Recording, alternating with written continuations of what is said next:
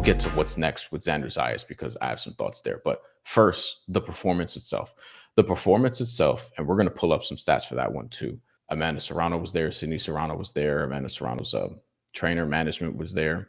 Here's the first thing that I want to show. This is Charles Conwell. For people who don't know Charles Conwell, so Charles Conwell is one of the top ranked contenders in this division as well. Charles Conwell's second in the WBO rankings right now, right behind Xander Zayas, which is why he tweets this, not just at Xander Zayas, but at the WBO as an organization, as a staff, as a crew. Charles Conwell, 21-0, 16 knockouts. This is what he said to Xander Zayas after the fight. He said, "Congrats, Xander Zayas. I would love to fight you this year for the WBO mandatory position and or interim title. You're WBO number 1. I'm WBO number 2. Let's make it happen." And then he tweets at Mike Coppinger, Turk, Ring Magazine, Golden Boy, Top Rank, trying to just add some sort of fire to this, right? Just sort of add some amplification in terms of noise. Okay. Xander Zayas' knockout performance. This is how the stoppage goes. And then we'll get to the actual fight. So this is how we stopped Slawa Spomer. This is in round 9, courtesy of Top Rank Boxing on social media. Body shot, boom. This left hook to the body right here. Puerto Rican left hook. We talk about this all the time. And now Slawa Spomer's in the corner. Tough dude. Doesn't go down, doesn't go down. Xander Zayas is like, okay, you can kind of see the finish coming here. Boom, sneaks in another body shot. Not sure you could really see it there, but we'll slow it up a little bit. So Slawa Spomer is moving to his left, trying to evade that corner. Sneaks in another. I think he snuck in a body shot there. Yeah. And then Xander Zayas continues in pursuit. This combination was working out for him a lot. We'll back it up. Straight right hand upstairs, left hook to the body. That was working out for Xander Zayas a ton in this fight, like a ton.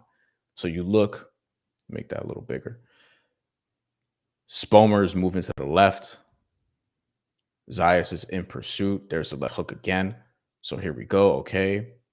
Trying to get him into the other corner. Nice shots here on the inside from Xander Zayas, clearly going for the finish. So you have a right uppercut. You have a right hook over the top, double left hook, body head, another one to the ribs there. And the referee steps in. Xander Zayas in that performance, and I'm going to pull up actually the punch stats. That's what I want to do because the punch stats are really important as it pertains to this fight. So it can showcase like what I'm talking about in terms of Xander Zayas winning this. He was dominant, but people wanted more. And he has everything you want in a young boxing star, except he doesn't have that elite power punching, like that elite finishing ability. Xander Zayas doesn't have that. That's why I don't like the Miguel Cotto comparisons, the Felix Trinidad comparisons. I feel like that's just comparing a Puerto Rican fighter to another Puerto Rican fighter. And he's a different type of dude. He's really well-rounded. He's not one-dimensional. He's actually really solid defensively. Yeah, he can make mistakes here and there. Slawa Spomer really made an emphasis on catching him with these right hands over the top, these overhand rights. Xander Zayas could be susceptible to that a little bit. But ultimately, he's sharp defensively. He's well above average defensively. Offensively, his punch variety and his volume is great. And the punch stats would indicate that. The variety, the punch selection, how busy he is and has been. We'll see if that carries over against top flight guys. Like now, we have to find out. We're at the point with Xander Zayas where we have to find out because Xander Zayas has now been in our lives for a while. He's still very young. We have to remember that because he was 16 years old when he got signed. He's 22 years old now. He'll turn 23 later this year. And he's 21-0 with 13 knockouts. So now's basically the time. So let's pull up the punch stats here. But I think he has it all except that elite power. And does he need that at 154? You need some power. I think he has some power. Does he have enough is the question. Like Shakur Stevenson clearly doesn't have a ton of power, but he's defensively as sharp as anybody. So it almost doesn't matter because you can't hit him clean.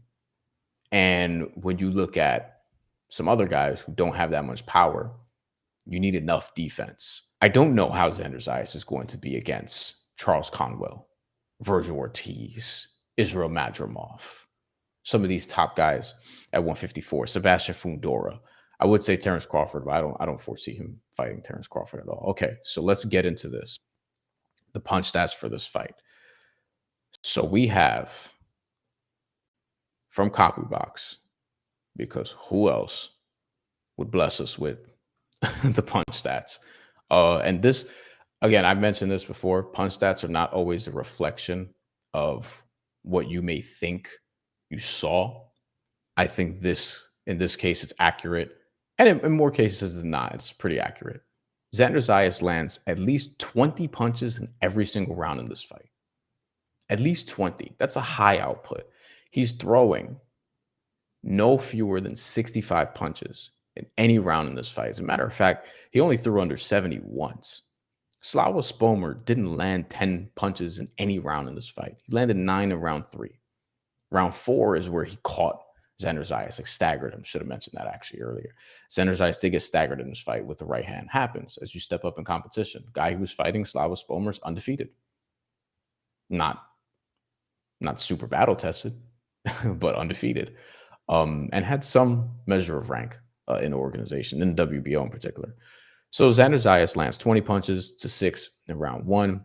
Then over here, you're looking at the deficits 24-4, 33-9, 41-4. Just the output is just very different. Round 9, he lands 28 punches out of 74. He throws 74. This is where he gets a stoppage. He lands 28. Slawa Spomer is 0 for 27 in this round. It gives you an idea of the accuracy or lack thereof Spomer has, but also Xander Zayas' defense, as we talked about. Xander Zayas' defense is really good, but it's not elite, or at least we don't know that yet.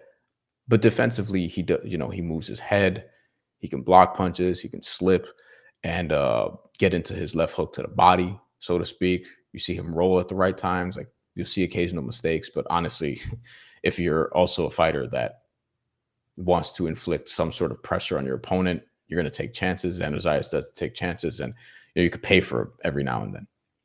His jab on point. You're seeing it here. 13 in round 1.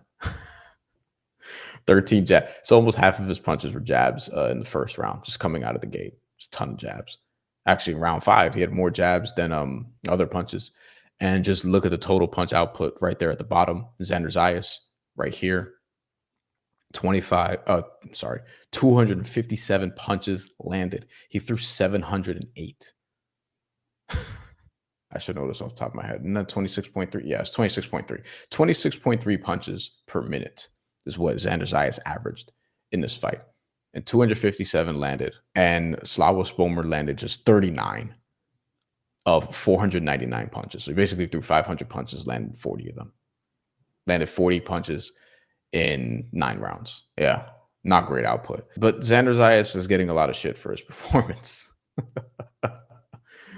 Ultimately, is what it comes down to. He just is. He's getting a lot of shit for this performance because he was people were like, hey, he's hitting Slawa Spomer a lot. How come Slawa's not going down? He's gotten hit a few times. He doesn't look like he has a ton of power. All these different things. And I just think, listen, he is a really high level all around boxer. He's not somebody with tremendous finishing ability.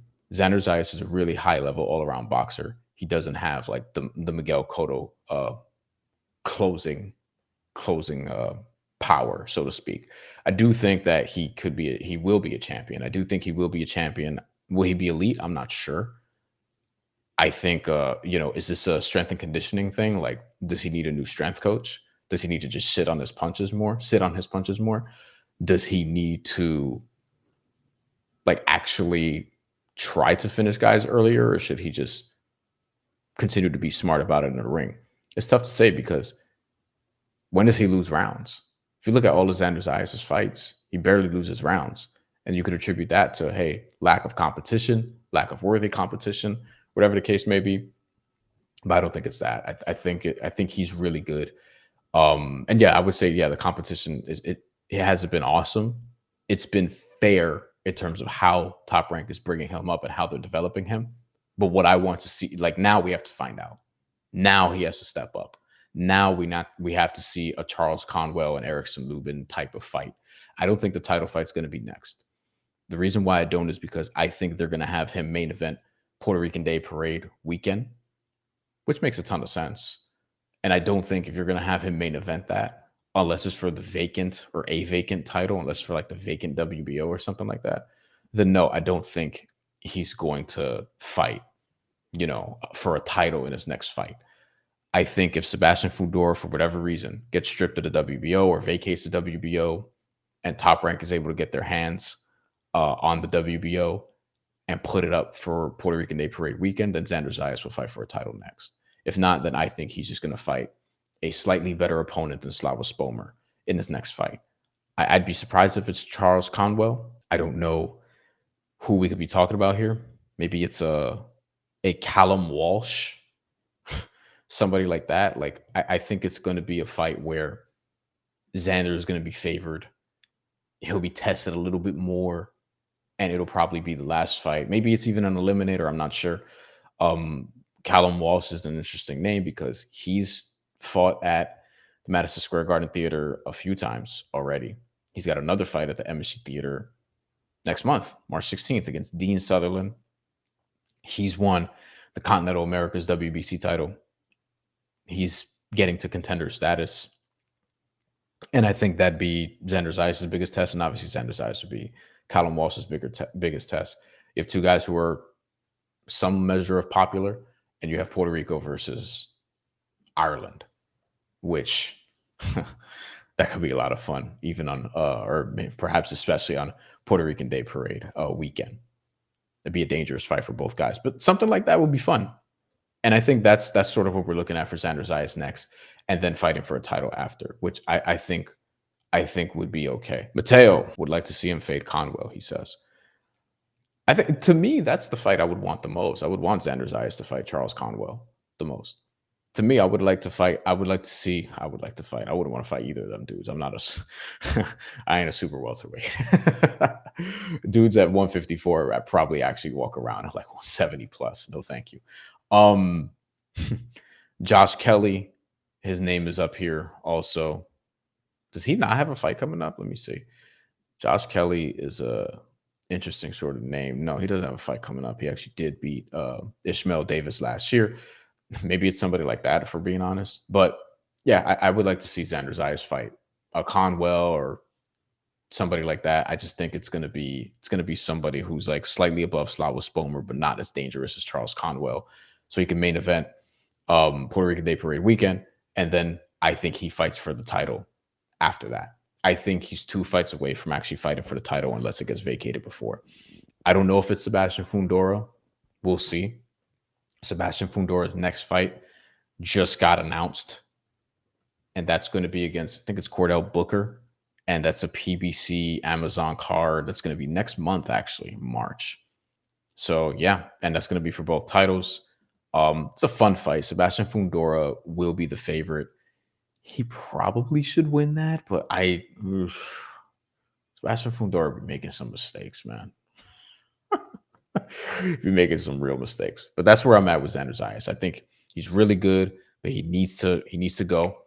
Need to see him tested, and need to see if he can finish top flight opposition. But we need to see him beat and face top flight opposition first. But he's still one of the best contenders in this weight class to me. And I think he main events Puerto Rican Day Parade weekend. And I think he will fight for a championship later this year. I think he can beat Sebastian Fundora. I think Sebastian Fundora makes a lot of mistakes, including not using his height and his reach in a proper way.